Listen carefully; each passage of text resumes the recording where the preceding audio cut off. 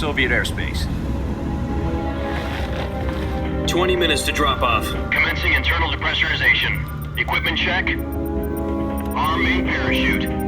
All right. You ready to go? Drop zone still showing a high pressure mass. Cav okay. Good. We've got high visibility.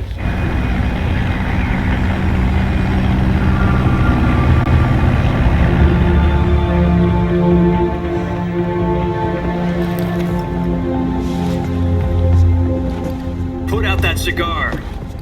Connecting oxygen hose to interior connector. Put on your mask.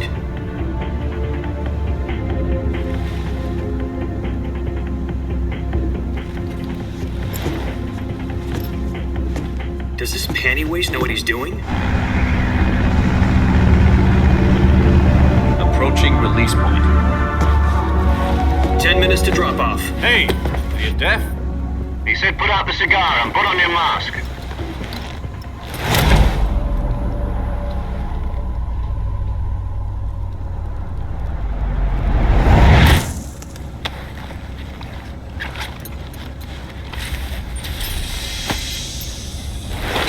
Depressurization complete. Checking oxygen supply. 6 minutes to drop off. Opening rear hatch.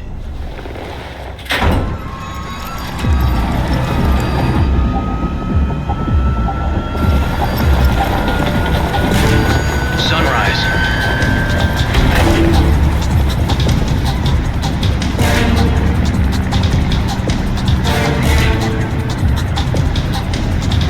External temperature minus 46 degrees Celsius. 2 minutes to drop off. Stand up. You'll be falling at 130 miles per hour. Try not to get frostbite from the wind chill.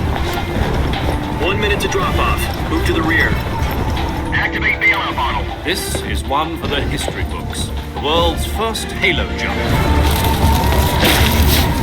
10 seconds to drop off. Stand by. Status okay. All green. Prepare for drop-off. Countdown. 5, 4, 3, 2, 1. Spread your wings And fly. God be with you.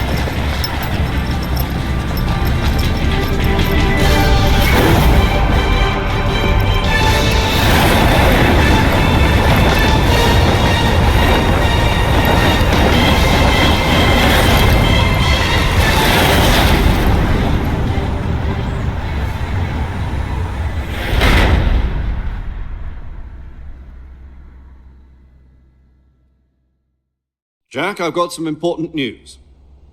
The head of the CIA has finally given us the green light for the virtuous mission.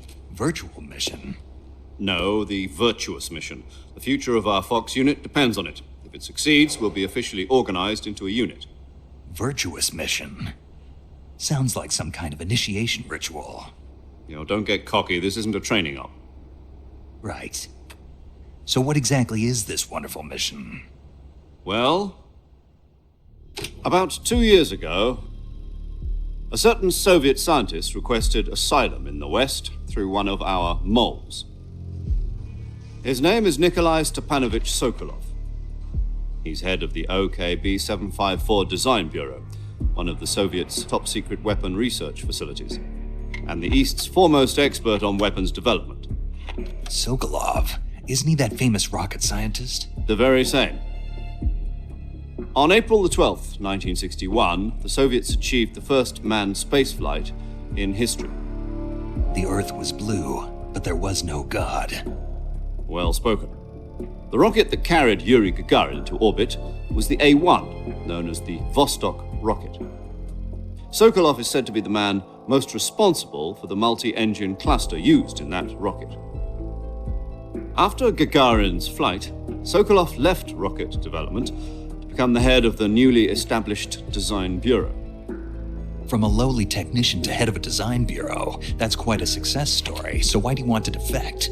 It seems he'd become afraid of his own creations. Afraid? Call it a crisis of conscience. And for that, he left his country and his family behind and went over the fence? Not exactly. One of his conditions was that his family was also to be taken safely to the West. For used a mole to get the family out first and succeeded in sneaking Sokolov over the Berlin Wall shortly afterwards. I was the one who conducted the operation. The security on the eastern side was still full of holes back then. Then what? We got Sokolov over in one piece, but the whole ordeal had left him exhausted, and we checked him into a hospital in West Berlin. It took him 2 weeks and more than 600 miles to get from the research facility in the Soviet Union to Berlin. He was in no condition to say anything coherent. And it was only a week later that we had something much bigger on our hands. The Cuban Missile Crisis. October the 16th, 1962, President Kennedy received word that the Soviets were in the process of deploying intermediate-range ballistic missiles in Cuba. The President demanded that the Soviets dismantle and remove the missiles. At the same time, he announced a naval blockade to prevent further missile shipments from reaching Cuba. But the Soviets didn't back down, instead placing their armed forces on secondary alert. Soviet transport ships carrying missiles continued on course towards Cuba. US and Soviet forces went on alert for an all-out nuclear war. Frantic negotiations were conducted through the UN's Emergency Security Council and unofficial channels to end the hair-trigger standoff. Finally, on October the 28th, the Soviet Union agreed to remove its missiles from Cuba, and so the world avoided a nuclear holocaust. But in order to get the Soviets to pull their missiles out, we had to make a deal. You mean the one where the US agreed to remove its IRBMs from Turkey? No. The Jupiter IRBMs deployed in Turkey were obsolete, and we were going to get rid of them anyway. They had no strategic value whatsoever to either the US or the Russians. The Turkey deal was a ruse, a cover story that was fed to the other intelligence agencies around the world. So what did the Russians really want? Sokolov. They wanted us to return Sokolov. You mean the Soviets pulled out of Cuba just to get their hands on Sokolov? That's right. What the hell was he working on? At the time, we had no idea. We were running out of time. It was either give up Sokolov or risk full-scale nuclear war. In the end, we had no choice. President Kennedy gave in to Khrushchev's demand. The next day, I got Sokolov out of the hospital, handing him over to agents on the eastern side. Sokolov kept on screaming, "Save me," until he disappeared from my sight. Then, a month ago, we received some new information from one of our moles. About Sokolov? Yes. He was taken back to the research facility and forced to continue working on the weapon in question under KGB supervision. What's more, it's on the verge of completion. So what kind of weapon is it? Something to do with space rockets? No, missiles. Same technology. I guess you're right. We don't know the details, but it appears to be a new kind of nuclear device. For half a year now, the Soviets have been conducting frequent nuclear tests at Semipalatinsk. Something to do with the weapon, I assume. We're talking about a secret weapon so big that Khrushchev was ready to pull out of Cuba to get it back. Is Sokolov still in the facility? No. According to our intelligence, he's in Selino-Yarsk, a place in the mountains about 3 miles to the west that's known as the Virgin Cliffs. The Virgin Cliffs. Nice name for a virtuous mission. They moved him there just recently. Why? Apparently, they're conducting a field test of the weapon, but it's our best chance to get him back. This mission would never have been possible if he was still in the research facility. This is our last chance. Sokolov must have known that too when he contacted us.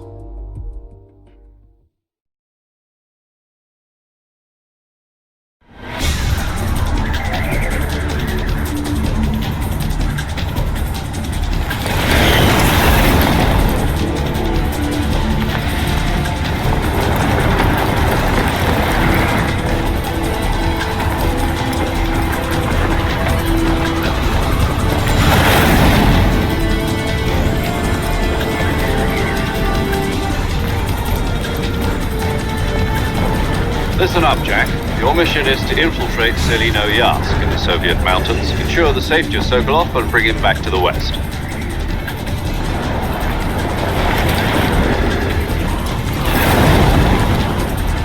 If we don't get Sokolov back before that weapon is complete, we'll be facing a major crisis. The clock is ticking.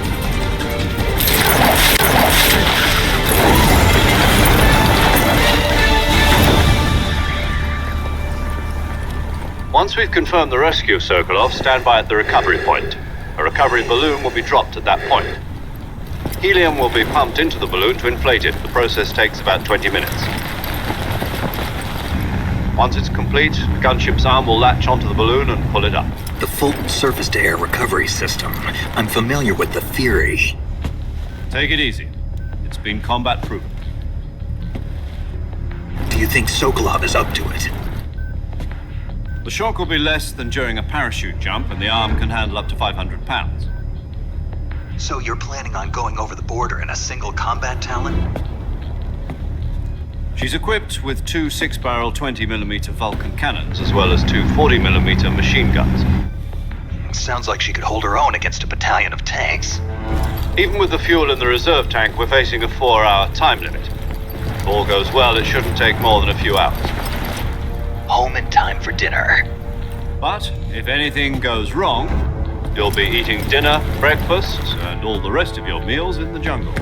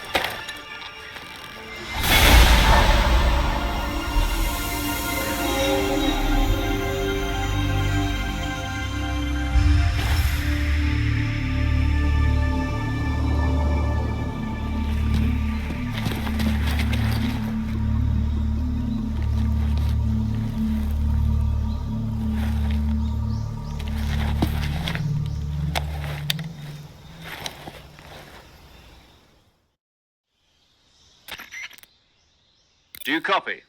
You're already in enemy territory, and somebody might be listening in. From here on out, we'll be using code names to refer to each other. You're not to mention your real name. Snake? What, you don't like snakes? What do you mean? You've eaten one before, haven't you? In survival training? I'm glad to hear that. I don't know if I'd ever order one in a restaurant, but... Be careful, you might not have a choice. What about you, Major? What should I call you? Let's see. I'll be Tom. Call me Major Tom. This will be a sneaking mission. You must not be seen by the enemy. You must leave no trace of your presence. Is that clear? This kind of infiltration is the Fox unit's speciality. In other words, weapons and equipment are procured on site. That goes for food as well. You're completely naked, just as your name implies. Great. Now I see why you asked me if I like snakes. I suppose calling me Snake was your idea of a joke, too. No. There's a good reason for that. I'll tell you later when the time is right. Gotcha. Getting back to the subject, how exactly am I supposed to feed myself? You've been issued a knife and a tranquilizer gun. Use them to hunt for food. You'll also find some medical supplies in your backpack. Yeah, about the backpack. I lost it in a tree on the way down. I see. Well, you'd better go back and get it then. You know where it is? No problem. I can see it from here. It's stuck on a branch. To climb a tree, stand in front of a tree that's covered in ivy and press the action button. I'll be monitoring your progress over the radio. We can't risk violating Soviet airspace, but I'll be in the gunship. My frequency is 140.85. I'll give you a call if I need to talk to you. If you need to talk to me, use the send function. Okay, Snake, go get your backpack.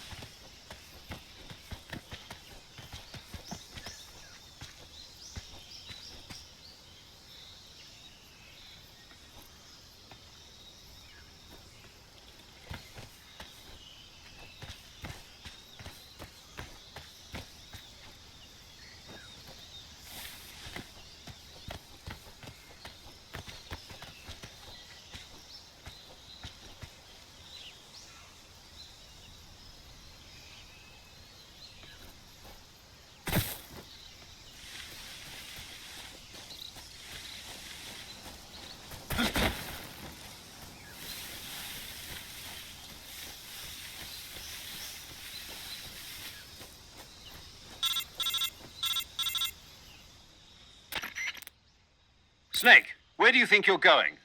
You can't expect to proceed with the mission without any weapons or equipment. First, you'll need to recover your backpack. It's caught on a tree to the south. Press the action button to climb the tree and retrieve your backpack. Is that clear?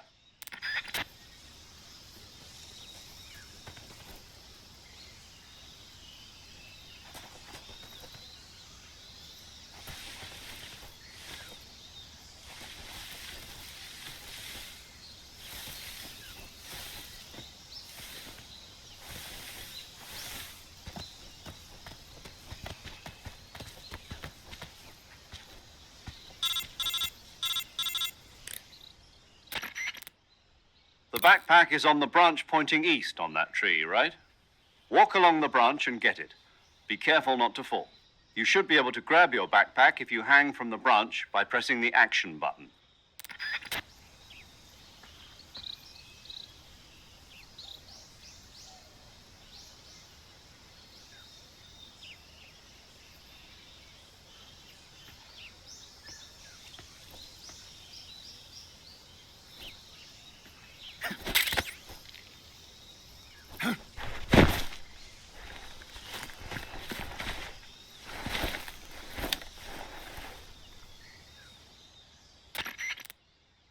I see you've retrieved your backpack, Snake.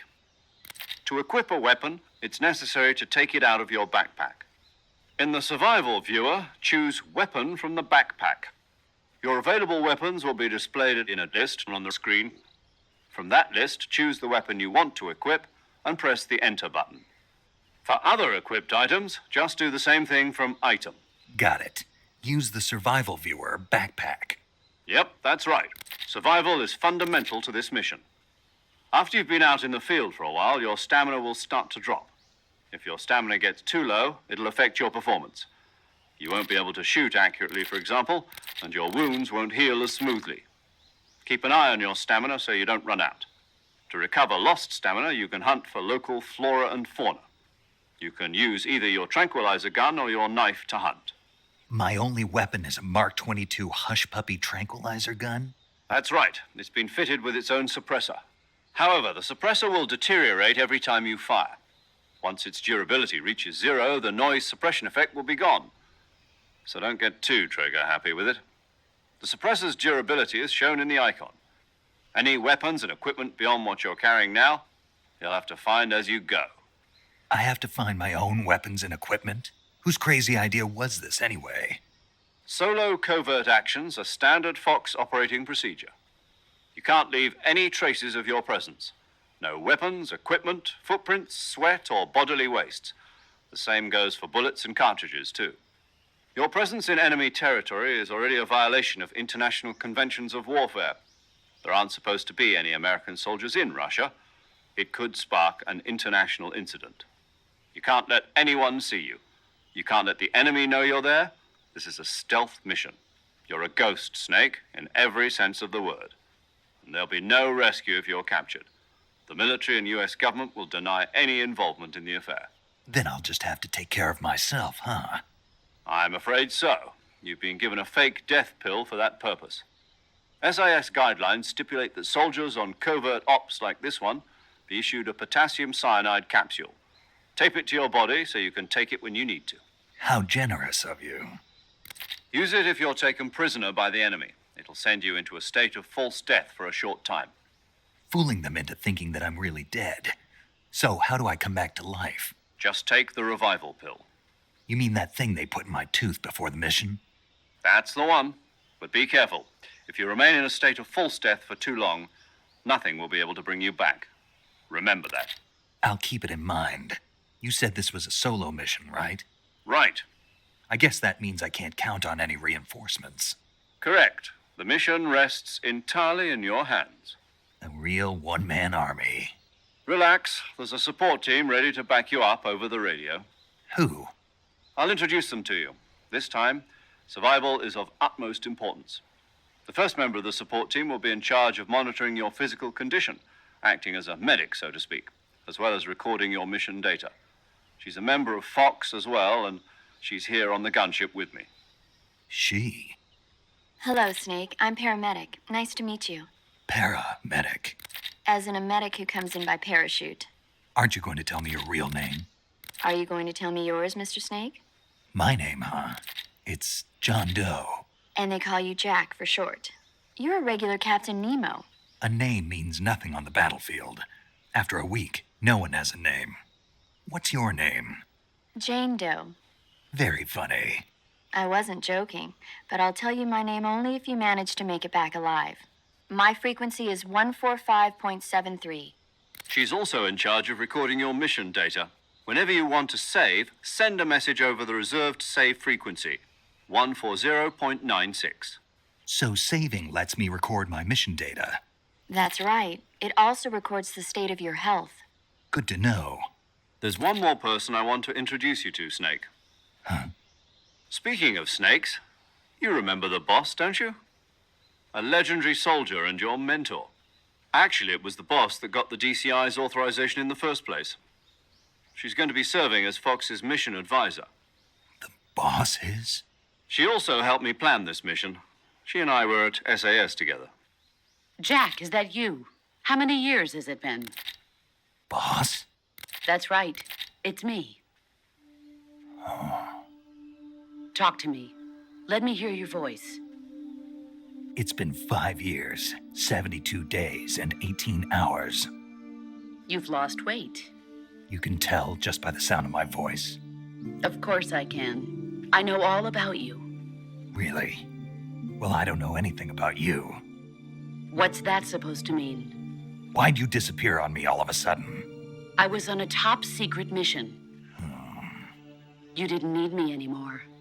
But there were still so many things I wanted you to teach me.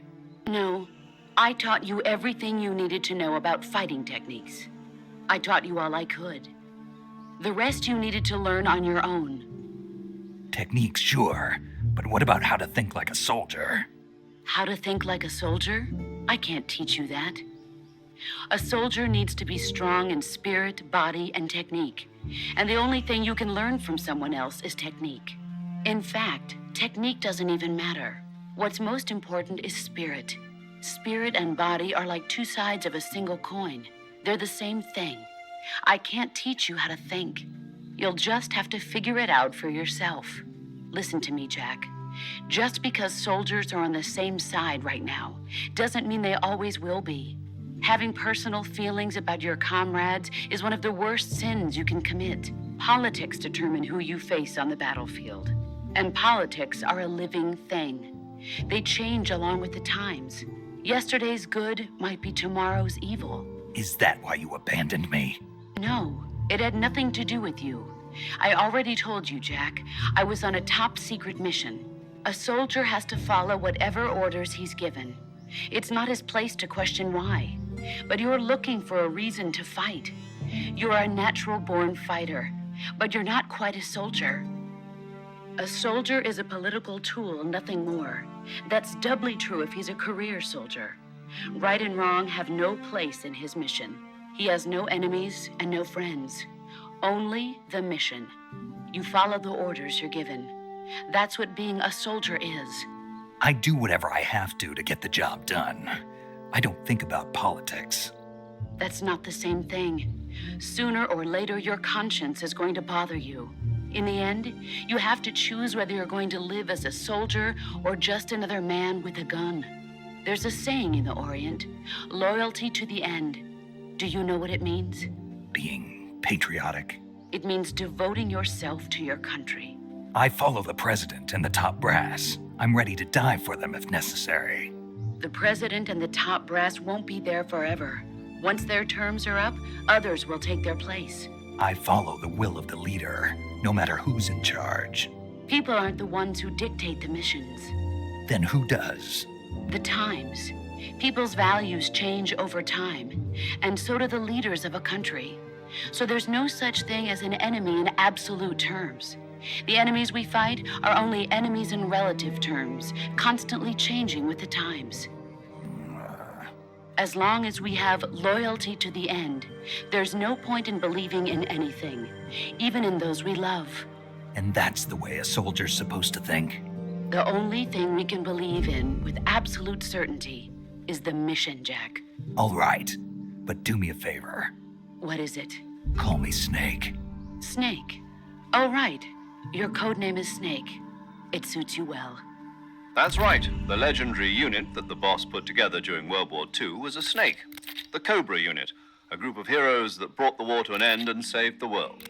As long as you've got a legendary hero backing you up, you'll be fine. Isn't that right, Snake? Yeah, I can't think of anyone else I'd rather have with me. Oh, and one more thing, boss. Yes? It's good to hear your voice again. Same here. After all, who knows if either of us will make it out alive? Snake, you are always best at urban warfare and infiltrating buildings. But this is the jungle. Survival is going to be key. Those CQC techniques I taught you are sure to come in handy. CQC? Close quarters combat, huh? I've been in the Green Berets for the past few years. I'm probably pretty rusty. Not to worry. I'll be here to help you remember. After all, this is your first actual survival mission. I'll be supporting you over the radio. Where are you, boss? Next to the Major? The boss is communicating with us by radio from aboard a Permit-class submarine in the Arctic Ocean. My frequency is 141.80. Call me if you need my advice on battle techniques. Gotcha. Your mission is to retrieve Dr. Sokolov. Dr. Sokolov is being held in an abandoned factory located to the north of your current position. Avoid heavy combat and don't let anyone see you. Don't forget that this is a stealth mission. Snake, try to remember some of the basics of CQC.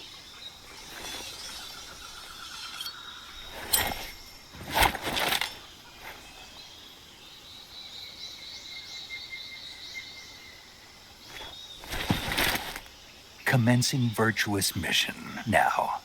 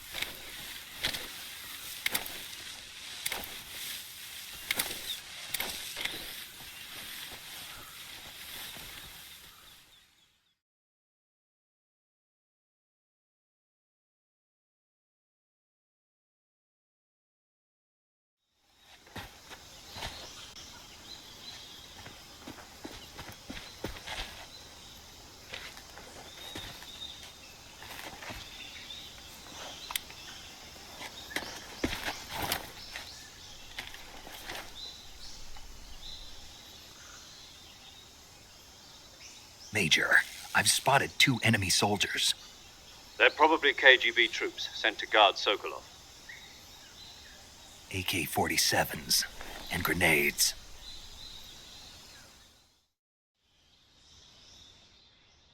Snake, your presence in Soviet territory is already a violation of international law.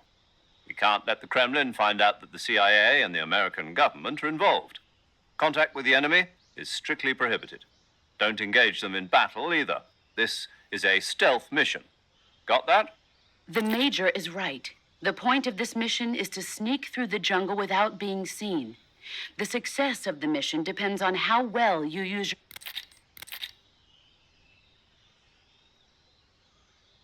The uniform option lets you pick your uniform, while the face option lets you change your face paint. Choosing camouflage that blends in with your surroundings will help you conceal yourself more effectively. Also, don't forget that anything that moves will stand out in the jungle. If you just stand up and run around like an idiot, you're bound to be spotted. But if you crawl instead, you should be able to sneak by without being noticed.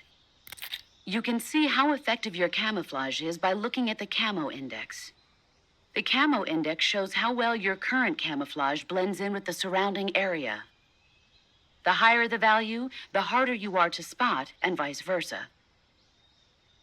The key is to make yourself one with nature. Keep that in mind as you go along, okay?